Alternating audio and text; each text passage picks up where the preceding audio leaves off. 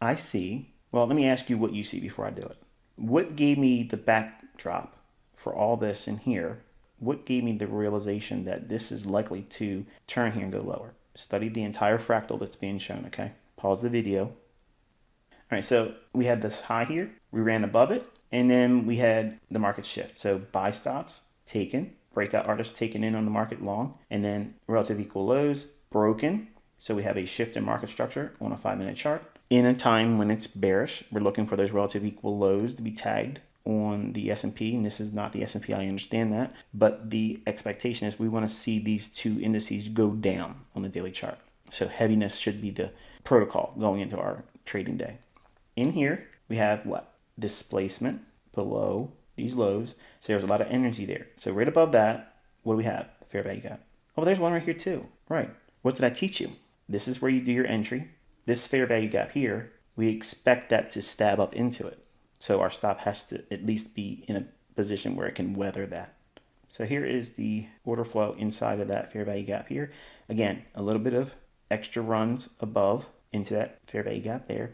So we had a shift in market structure. We move up into a fair value gap here, and we have a break lower, fair value gap here, relative equal lows. Now look real close, folks, okay? Relative equal lows, a high being taken here. We break down. These two candles move right below here. That's the same thing as these two candles here being broken with this move here. It's a fractal. This whole move here is the same thing here, just smaller. And it creates the same thing. The fair value gap here, the market trades up into it. The body's kind of, respecting that little area. Moves a little bit above it, that's fine.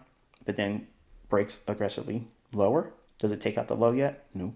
Retraces up in. Now I have two narratives in play. This one here, where we have a shift in market structure there. So this is a long-term high. Here, we have another break lower with imbalance. So it's an intermediate term high. This is a bigger one than that one, right? So this is a long-term high, intermediate term high. By definition, they're both intermediate term highs because they have imbalances. But this one is lower than this one. And this over here is lower than that one. So this is a turning point, making this, by the hierarchy of swing points and market structure, this is a long-term high.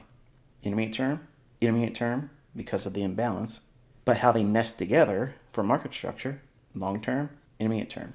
Now, when this is retracing up, this is going to be a short-term high inside of a market structure that is really predisposed to go lower because we have long-term and intermediate term above me. This should respect the underlying order flow and go lower. That's below here.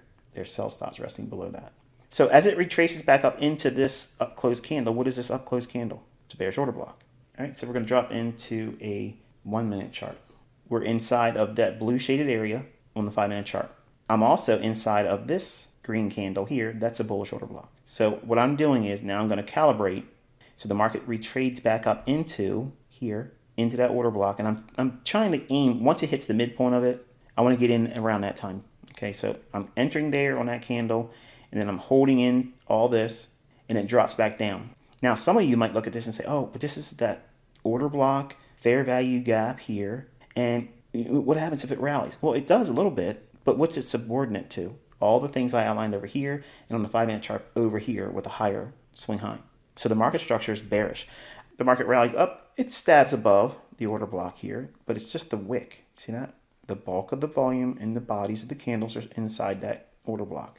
Then the market does what? It breaks and shows displacement here. Remember what I said about this pattern here? Relative equal lows, it breaks down and it goes back to a fair value gap. Here it is again, relative equal lows, displacement, fair value gap. What does it do? Go right back up into what? The fair value gap. And look closely, the bottom of the bearish order block. See that? Bam, hits it. I sold 3 contracts here. I sold 2 contracts here. And then I entered again here. After it did what? Retraded back up into this bearish order block here. So it moved down, came back up in, and I'm selling short here. Then I submitted to the idea of it going down to that level that I drew out on the, I forgot what time frame it was now, but we'll draw back out in a second. But here is the exit here. I bought all 6 back at 13,285 even.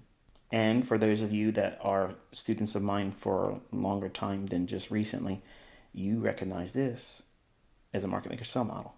So I was selling in an area where distribution would take place.